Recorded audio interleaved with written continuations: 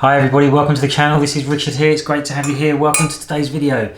We are going to be using this to get some brilliant pictures like this, just using what we've got at home here. So we're going to get some nice cool product photos like you'd see in adverts and things like that, using water, dropping things into water, nice black background, nice shiny bright light, shiny pictures. I'm going to show you how I did it.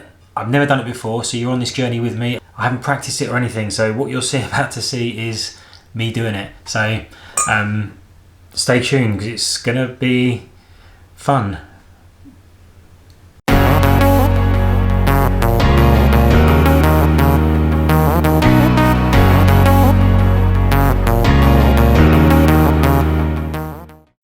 Okay, so like I said, we are going to be using this. We're going to put water in here. We are going to be dropping things in and at the same time trying to get photos of it. So it sounds easy enough, but it's just me doing it. And before we even started, I could see a problem in the fact that this is...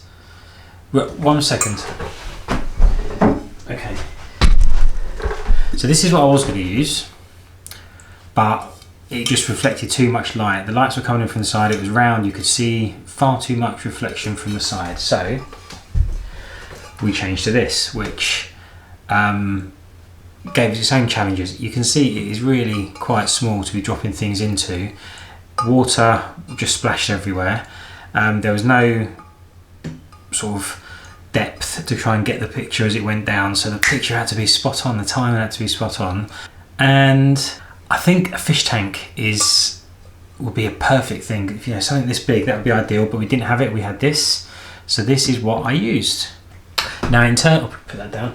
In terms of lighting, I have constant lighting coming in from both sides. I don't have remote flashes or anything like that, so it was just my constant lighting, as bright as possible, just blasted in either side, trying to get as much light onto that bowl as I could so that I can have the aperture I wanted, have the shutter speed I wanted, and therefore keep the ISO down as low as I wanted. I was looking for at least a 2000 shutter speed and f8. 2000 to freeze the action to get all those nice bubbles, and f8 to give me a bit of depth of field, because as I dropped it I wasn't quite sure where the focal point was going to be, so I wanted to make sure I had a little bit of a deeper depth of field so that I could get in focus what I was dropping. So like I said, two lights from the side, and it turned out that when I checked the camera that wasn't going to be enough, so I pulled out. So I'll tell you what, just watch this bit for a second. Now, one thing that I've realised quite quickly is that these two lights aren't going to be enough. I want to catch whatever I'm dropping in sharp, obviously, so I don't have too shallow a depth of field, so I'm going for at least an f8, which means it lets less light in.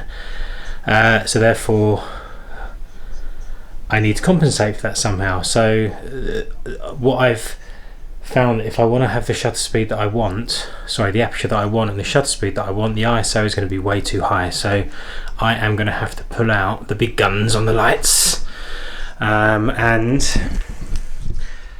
instead of just using these two, I'm going to pull out a big one and hopefully put it behind the backdrop, because obviously I don't want the backdrop stand coming down behind the glass thing here, the glass bowl. So I'm going to have to put it behind the stand and angle the light down onto the object here, onto the glass bowl here, to give me more light. So we've got the lights in place. The next thing was to make sure they were consistent. That's easy enough to do, just adjust these dials on the back. Once that's done, all three lights are on white light. I've made it white, not yellow, so we get those nice bright white drops and drips and splashes when something lands in. And I've turned them up as high as I can to 99, which is the brightest as they go. So that's the lights done, two either side, one from the top, as bright as I can and as white as I can. It was now a case of working out the settings. Like I think I've said, I wanted 2000 shutter speed, f8 for the depth of field, and as low an ISO as possible, ideally not going above 6400. I tried to show you the display on the dial. and I can't because it's not it's not bright enough over here because all the lights are over there. But it's basically 1000 shutter speed, f8 and 6400. So the only thing I could do is, I'm going to take a few and see what it comes out like. The only other thing I could do is lower the backdrop and therefore lower the light. So lower the line of the backdrop down, which means I can lower the light and get it closer to the glass jar. But we'll take a couple like this and see what they come out like. Oh, so that first attempt was pretty bad. There were so many things wrong with it. I dropped the GoPro in, it was facing the wrong way. The massive splash went everywhere. The water was sloshing around. It wasn't in focus. Bad first attempt. I just think the GoPro is too big for that little bowl. So I'm going to try something else next, something smaller, something a little bit lighter, so it won't create as much of a splash, but still give us some good movement in the water and some good dynamic drops for when the object hits and still get a nice splashy photo. I also found out there wasn't enough light. I still wasn't getting. I still don't think it was bright enough as I wanted. So I've moved everything closer now, as close as I can. I've moved the outside lights in, so they're really tight on the bowl. I think the top one can come down even further. And now that they are closer, I definitely cannot afford a splash. So GoPro's out, smaller stuff in. Other challenge, of course, is I've got to drop it and shoot it at the same time. So I'm stretched out, one arm dropping, the other arm with the remote trigger, and I'm trying to time it to get them both at the same time. I think it's going to take a lot of trial and error and a lot of goes, and that is even if I can get these settings right. So don't forget, I've never done this before. Shoot, learn, share.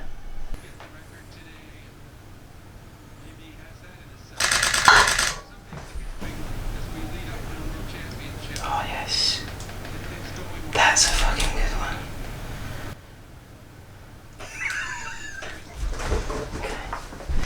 Okay, so that one was much better. You could read, oh, I'm so excited. You could read the writing on it. It was faced the right way round. There was a good flow from the water. There was bubbles. So I was really pleased with that one. Have a look at this picture. I love it. It's kind of almost exactly what I wanted. I'll show you at the end how I edited it, but really happy with that one. So I thought I'd try something a little bit bigger. So it's a whiskey bottle, not a full whiskey bottle obviously, a little miniature. Again, stretched out, dropped it in, and it did make a bit of a whack. But we got a couple of good photos out of it. I'm pleased with them, but yeah, watch this bit. Okay, so there's a couple of good ones there from that whiskey bottle, little whiskey miniature, but it's glass on glass, and it did make a bit of a whack. I don't know if you heard it. I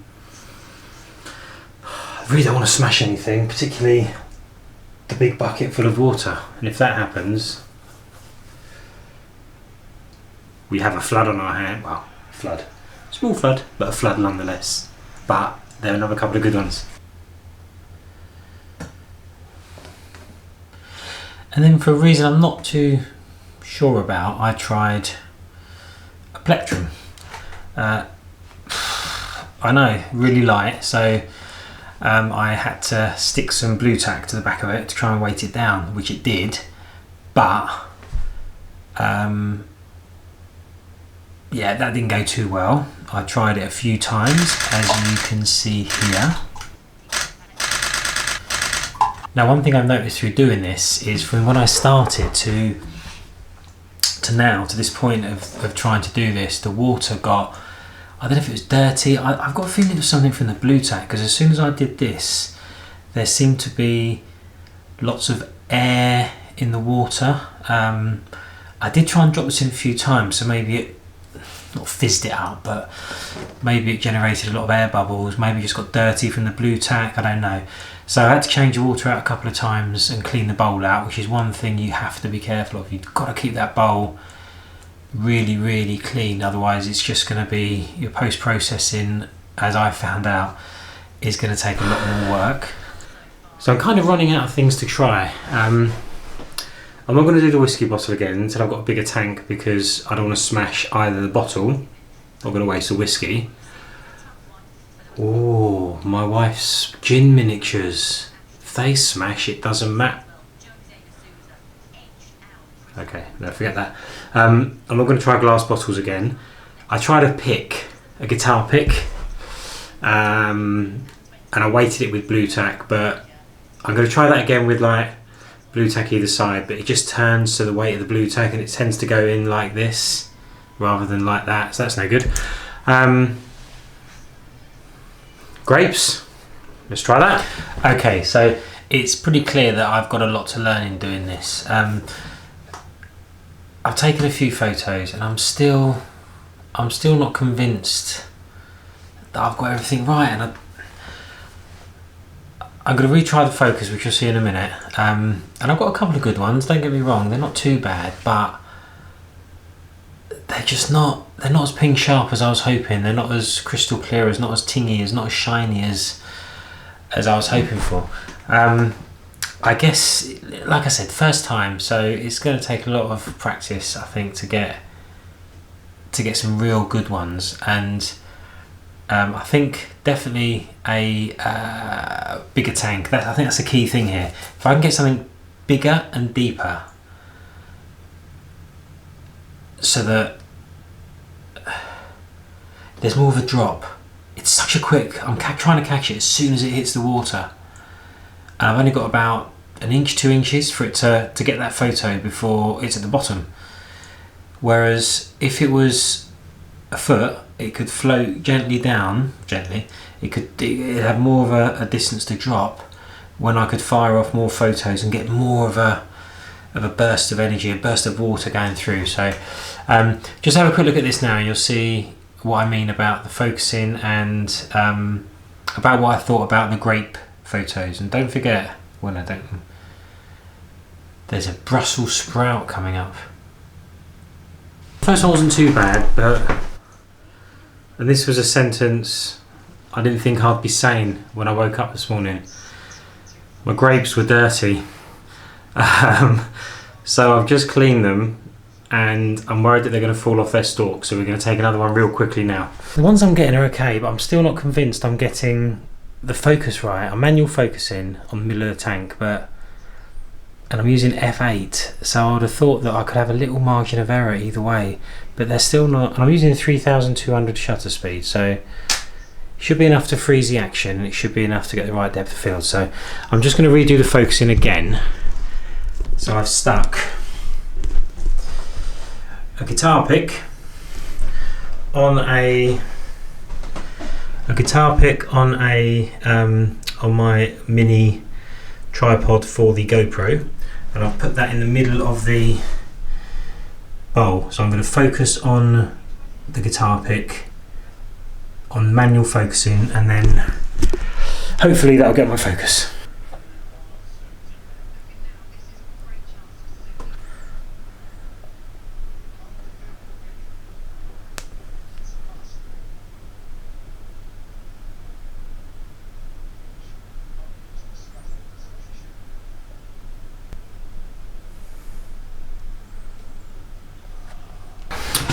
Okay, so I think we're done with the grapes. We're going to try Brussels sprouts next. That's right. I said Brussels sprouts.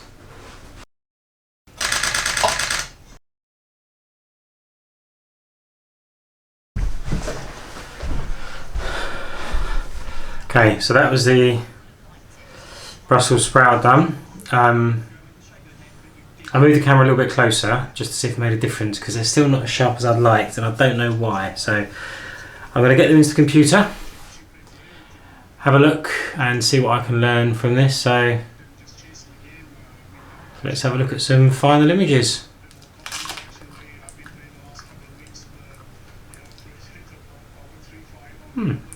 So among the grape cleaning and Brussels sprout dropping, I think all things considered, I'm pretty pleased with the photos. I'm not going to lie, it was harder than I thought. They required more editing than I thought they would, and they're still not quite as good as I'd like them to be, but I did it. I shot, I learnt, and I'm sharing in the hope that somebody else may get some benefit from this if they're thinking of doing something similar. So let's move on to the editing. As mentioned before, keeping that glass tub or bowl or tank or whatever it is you're using clean all the way through the shoot, and having clean water is going to make the editing 10 times easier than I encountered. So let me show you quickly what I did. So I did some basic editing in Lightroom.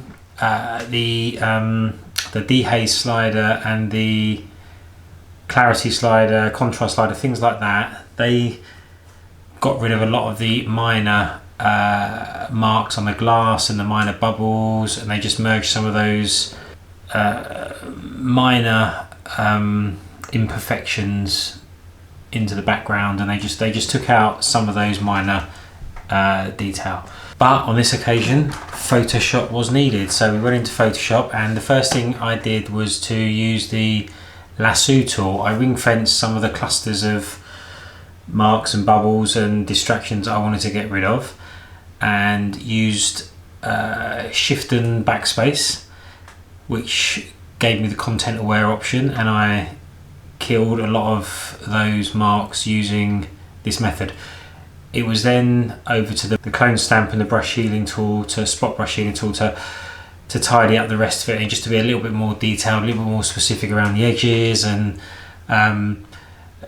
just to tidy up the rest of those imperfections that were not making it quite as clean and as neat as I wanted it to be. The process for these half a dozen images or whatever I've got here too, it did take a good couple of hours to do what I needed to do in Lightroom, get them into Photoshop, do the tidying up, get them back into Lightroom, a few final tweaks. Like I said, would have been made a lot easier perhaps if I'd spent more time at the start getting the jar or the glass or the tank cleaner. I think what also might have helped is a bigger tank, like I say, a fish tank or something. If I get the opportunity to do it again with a bigger tank, I will, but that is going to be a video for another day. In the meantime, if you have made it this far, you deserve either a medal, a whiskey, or a Brussels sprout, and I am going to go for the whiskey. So